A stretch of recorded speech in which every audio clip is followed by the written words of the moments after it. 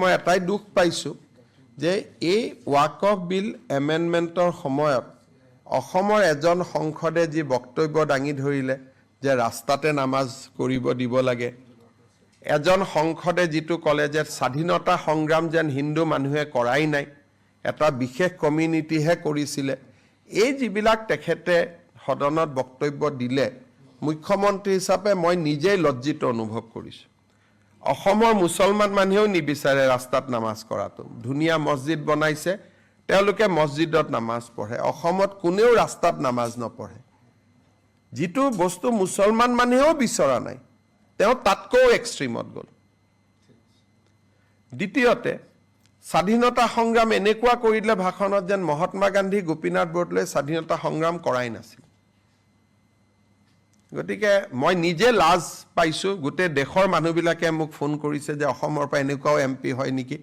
গোটেই দেশৰ ওচৰত অসমে লজ্জা পাবলগীয়া হৈছে, লাজ পাবলগীয়া হৈছে এনেকুৱা বিবৃতিৰ কাৰণে। মই এটাই দুখ পাইছোঁ যে এই ৱাক অফ বিল এমেণ্ডমেণ্টৰ সময়ত অসমৰ এজন সংসদে যি বক্তব্য দাঙি ধৰিলে যে ৰাস্তাতে নামাজ কৰিব দিব লাগে, এজন সংসদে যিটো ক'লে যে স্বাধীনতা সংগ্ৰাম যেন হিন্দু মানুহে কৰাই নাই, এটা বিশেষ কমিউনিটিহে কৰিছিলে, এই যিবিলাক তেখেতে সদনত বক্তব্য দিলে, মুখ্যমন্ত্ৰী হিচাপে মই নিজেই লজ্জিত অনুভৱ কৰিছোঁ।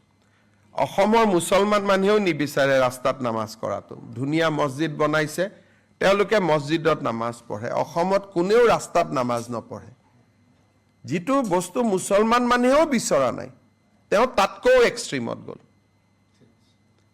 দ্বিতীয়তে, স্বাধীনতা সংগ্ৰাম এনেকুৱা কৰি দিলে ভাষণত যেন মহাত্মা গান্ধী, গোপীনাথ বৰদলৈয়ে স্বাধীনতা সংগ্ৰাম কৰাই নাছিল। গতিকে মই নিজে লাজ পাইছোঁ। গোটেই দেশৰ মানুহবিলাকে মোক ফোন কৰিছে যে অসমৰ পৰা এনেকুৱাও MP হয় নেকি। গোটেই দেশৰ ওচৰত অসমে লজ্জা পাবলগীয়া হৈছে, লাজ পাবলগীয়া হৈছে এনেকুৱা বিবৃতিৰ কাৰণে। মই এটাই দুখ পাইছোঁ যে এই ৱাক অফ বিল এমেণ্ডমেণ্টৰ সময়ত অসমৰ এজন সংসদে যি বক্তব্য দাঙি ধৰিলে যে ৰাস্তাতে নামাজ কৰিব দিব লাগে, এজন সংসদে যিটো ক'লে যে স্বাধীনতা সংগ্ৰাম যেন হিন্দু মানুহে কৰাই নাই, এটা বিশেষ কমিউনিটিহে কৰিছিলে, এই যিবিলাক তেখেতে সদনত বক্তব্য দিলে, মুখ্যমন্ত্ৰী হিচাপে মই নিজেই লজ্জিত অনুভৱ কৰিছোঁ। অসমৰ মুছলমান মানুহেও নিবিচাৰে ৰাস্তাত নামাজ কৰাটো। ধুনীয়া মছজিদ বনাইছে, তেওঁলোকে মছজিদত নামাজ পঢ়ে। অসমত কোনেও ৰাস্তাত নামাজ নপঢ়ে। যিটো বস্তু মুছলমান মানুহেও বিচৰা নাই, তেওঁ তাতকৈও এক্সট্ৰিমত গ'ল। দ্বিতীয়তে, স্বাধীনতা সংগ্ৰাম এনেকুৱা কৰি দিলে ভাষণত যেন মহাত্মা গান্ধী, গোপীনাথ বৰদলৈয়ে স্বাধীনতা সংগ্ৰাম কৰাই নাছিল। গতিকে মই নিজে লাজ পাইছোঁ। গোটেই দেশৰ মানুহবিলাকে মোক ফোন কৰিছে যে অসমৰ পৰা এনেকুৱাও MP হয় নেকি।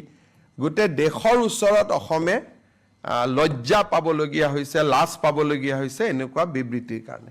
যিকোনো খবৰৰ বাবে যোগাযোগ কৰক 7099017330 লগতে 7099017110 নম্বৰত।